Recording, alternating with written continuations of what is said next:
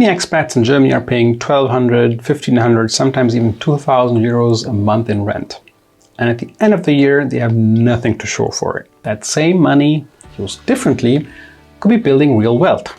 Not for your landlord, but for you. Stick around, because in the next 10 minutes, I'll show you exactly why buying property as an investment in Germany is one of the smartest financial decisions you can make as an expat. Hi, my name is Ajay, and this channel will show you how to buy a house here in Germany.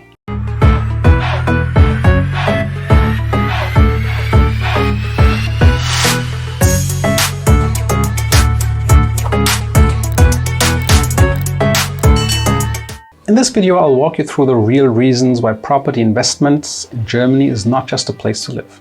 It's one of the most powerful wealth building tools available to you as an expat. We'll cover the leverage effect, how inflation actually works in your favor, the tax advantages most expats don't know about, and why German cities are quietly one of the most stable real estate markets in the world. By the end, you'll know exactly why so many of my clients move from renting to investing, and what your first step should look like. Let's start with the uncomfortable truth. If you're paying 1,500 bucks a month in rent here in Germany, and that's a conservative number for cities like Munich, Frankfurt, or Düsseldorf, that's worth 18,000 bucks a year. Over 10 years, you've handed your landlord 180,000 euros, and that's before any rent increases. And here's the thing, rent in Germany is not building you anything.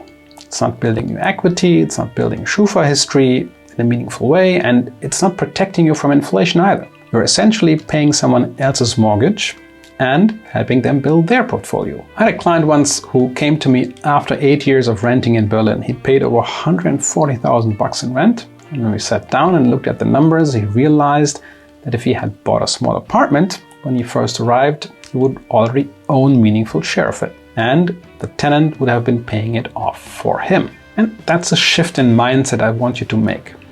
Rent is an expense, a mortgage is an investment. This is the single most important concept I'll share with you today.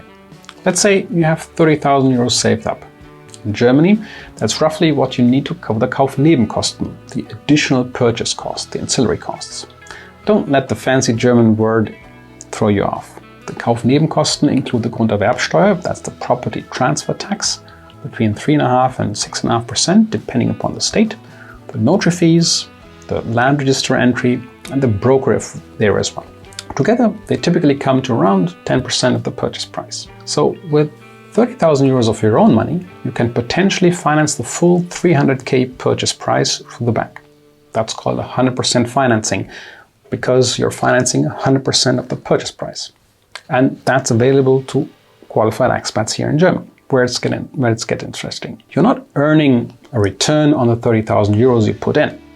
You're earning a return on the full 300k asset. If that property appreciates, let's say by 3% in a year, which is conservative in most German urban markets, that's 9,000 euros of value added. On a 30,000 euros, that's a 30% return in a single year before rental income, before tax benefits. This is the leverage effect, and it's the reason real estate has created more millionaires than any other asset class ever. I've covered this in detail in a previous video, the leverage effects explained with real numbers. Link is in the description below. Now, leverage cuts both ways though. Amplifies gains, but also amplifies risks. That's why location and financing structure matters enormously. We'll get to that. Here's something most expats never think about. When you sign an Annuitätendarlehen, a standard German annuity mortgage with a Sollzinsbindungs or fixed term of 10, 15 or even 20 years, you're locking in your monthly payment in today's euros. But your salary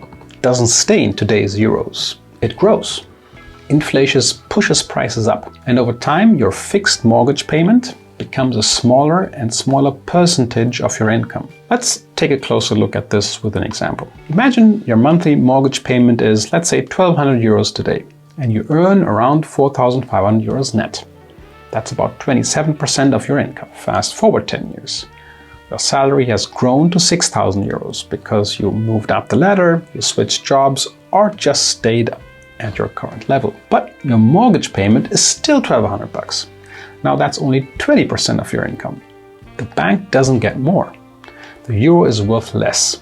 You win. Meanwhile, the renter next door, their rent has gone up every 2 or 3 years, tracking inflation, sometimes even faster. And here's the thing, a long-term fixed mortgage here in Germany is one of the few financial products where inflation is actively working in your favor and not the other way around. Now let's talk about the income side. When you buy an investment property and rent it out, you receive monthly rental income.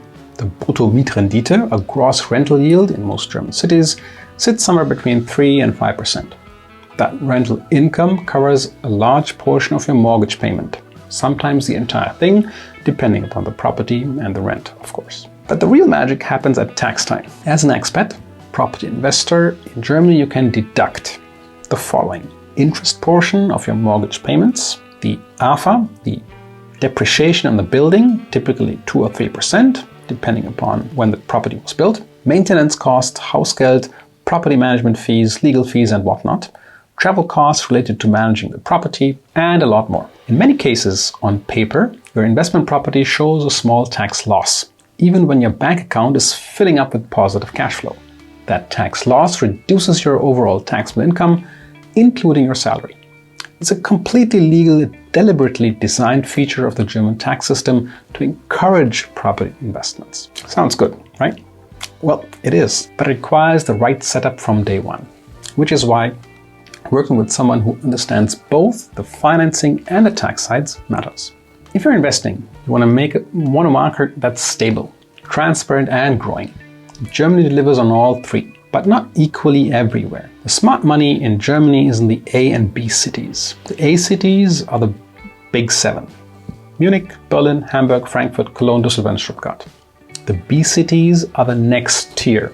Places like Leipzig, Hannover, Nürnberg, Bonn, Karlsruhe, Münster, Langen, Hattersheim, all those cities surrounding bigger cities. What all these cities have in common is one critical thing, which is rising population. And here's why population growth matters so much. Real estate is a demand-driven asset.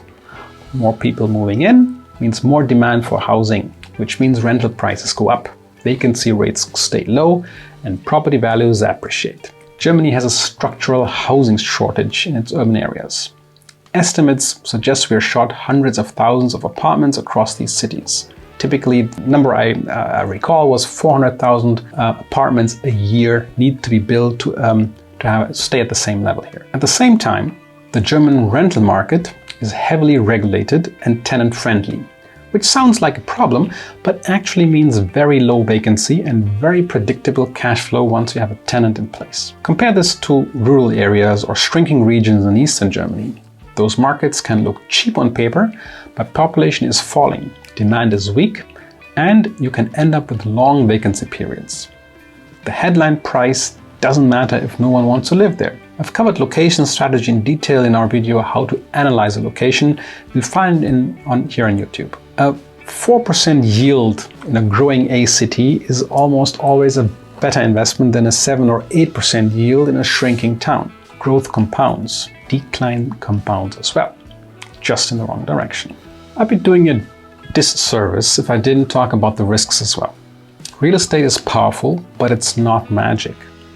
The 3 biggest risks for any investors, not only the expats, are: first is vacancy. A property without a tenant still has costs: Hausgeld, interests, taxes, the fix. Buy in A or B cities where demand is structurally strong. Second problem are problem tenants. German tenant law strongly protects renters. A bad tenant is hard to remove. The fix? Vet carefully. Work with a good property manager and know your rights. Third, over-leveraging. Borrowing more than your income comfortably supports is the fastest way to financial stress. The fix? Build in a buffer. Your mortgage payments plus all costs should leave you sleeping at night, not staring at the ceiling. Here's the thing. Every one of these risks is manageable when you go in with eyes open and the right team around you. So what does ready to invest actually look like? 3 things matter for the bank. First, Eigenkapital, your own equity. Ideally, you have at least the Kaufnebenkosten saved up. That 30,000 euros we talked about earlier, that one. Depending on the price point, of course. Second, Schufa, your German credit profile. Pay your bills on time. Don't miss rent payments and build up a clean history. Don't forget about the so-called radio tax, the GEZ as well. and stable employment.